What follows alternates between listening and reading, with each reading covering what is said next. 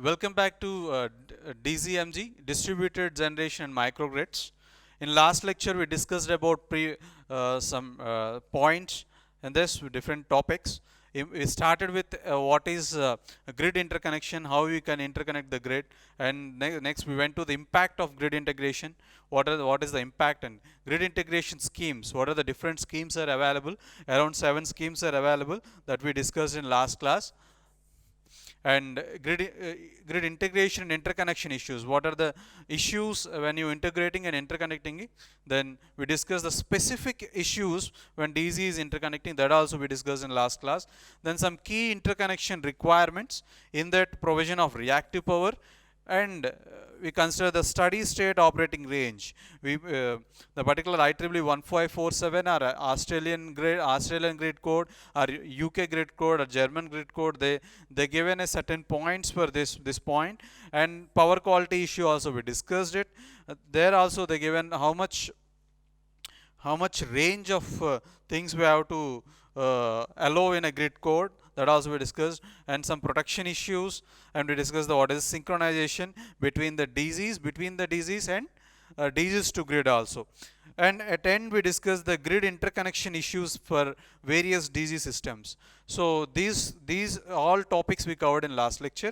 Now move to the leftover topic is power quality issues in a grid connected operation of various DCs. Already we discussed the some of the power quality issues. The leftover we will discuss here.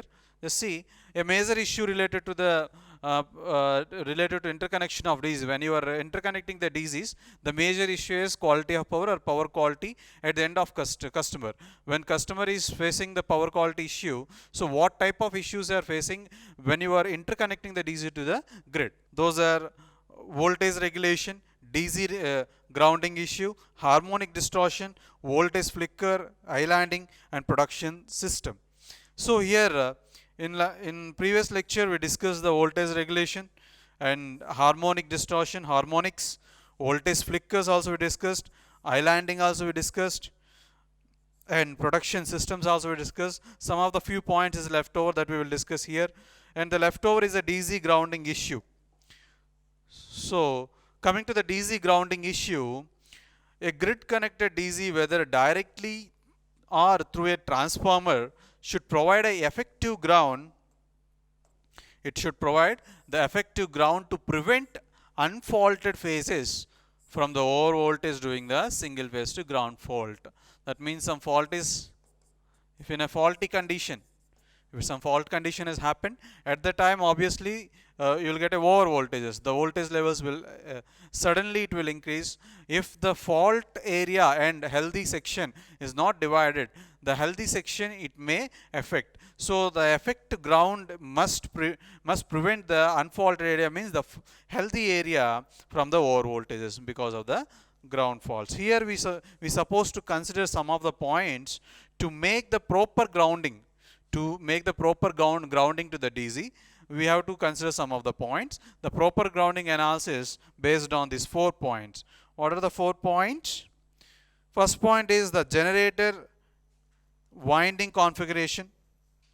We have to check it about, we have to consider the generator winding configuration and its grounding point. We supposed to see the where the grounding point is there. That also we have to consider. Next, third point is the interface transformer configuration. So which type of transformer you are using to interface the device, that also we have to take care about, step up or step down between the DC to grid. And grounding of both the primary and secondary power system to which DC is connected. We have to check it about the grounding of the both the primary side and secondary side systems which DC is connected. That also I checked out. So these are the 4 points we have to consider to get a proper grounding for the DCs. So the next is some of the topics we not discussed in a protection system of the DC. Here those the points are the false stripping of feeder and fuse coordinate with the recloser fast strip vary with a DC operation, nuisance stripping of production units, blinding protection, increased or decreased fault levels, and unwanted islanding and provision of automatic reclosing, asynchronous reclosing. These are the some other points of protection issues. We have to consider these protection issues to build up which type of protection scheme you have to come for when you connecting DC to the grid. So unwanted islanding we discussed it, and islanding also we discussed it. So these are the points. Next, move to the next topic is stability issues. Till now we discussed about power qualities issues. So let's take a look on stability issues of grid connected operation of various DCs. When you are integrating the DCs to the grid or interconnecting the DCs to grid, what are the different stability issues? Here we have three types of stability issues are there. Voltage stability issue, transient stability issue, and small signal stability issue. These are the three different type of issues. Let's see individual, what is voltage stability issue, what is transient stability issue, and what is small signal stability issue. Coming to the stability issue, voltage stability refer to the ability of power system to maintain a steady state voltages,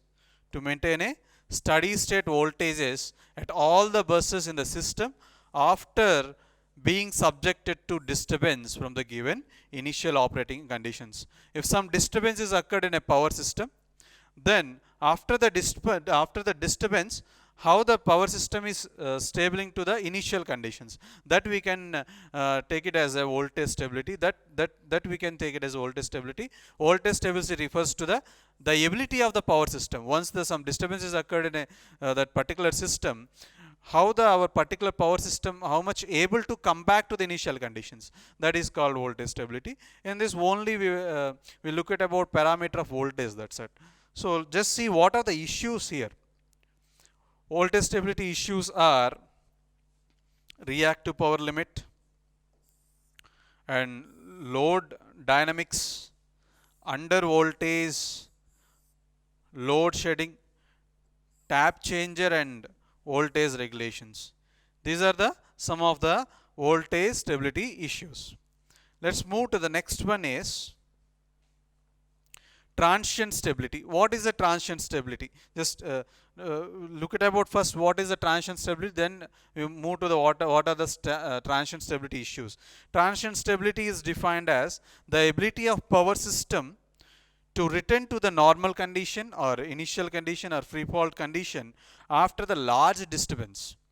In previous case, we are saying if any disturbance is occurred, how the power system able to come back to the initial conditions, that particularly in voltage side. But here, if any large disturbances happened in the running power system, how the particular system is coming back to the normal condition or previous fault condition, that we can say transient stability.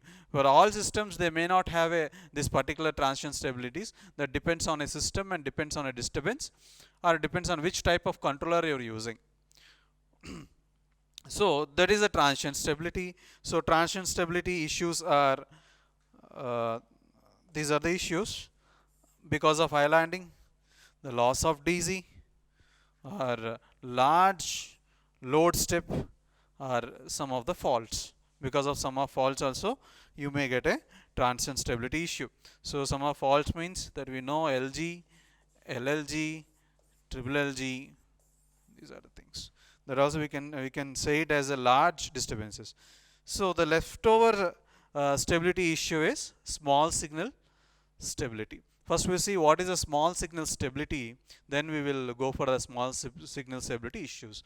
Small signal stability analysis is about a power system stability when subjected to the small disturbances. Here we will consider the particular parameter in a smaller manner. So how it's affecting the system, if that we can call it as small signal stability. In that, the small signal stability issues are small load change. Small load change, that means the small load change or feedback control or system damping or power limit of DCs. This also will come as here in small signal stability, we will vary the very minute variation of parameter. then how it's affecting the system, that we will check it out. If any minor disturbance in fraction of seconds or in compared to the remaining transient stability, in transient stability we have to take a larger manner, larger disturbance in a parameter wise also the limits is more, but in a small signal stability the parameters we have to take it as in a minor. Still that variation of parameters, the variation of that particular load or power PZ, PDZ also, it affects the total system analysis or system response. So those things we will discuss in this. The small signal stability issues are small load changes, feedback controllers, system damping, and power limit of DCs. So thank you. We successfully completed unit number 2. In next lecture we move for the unit number 3.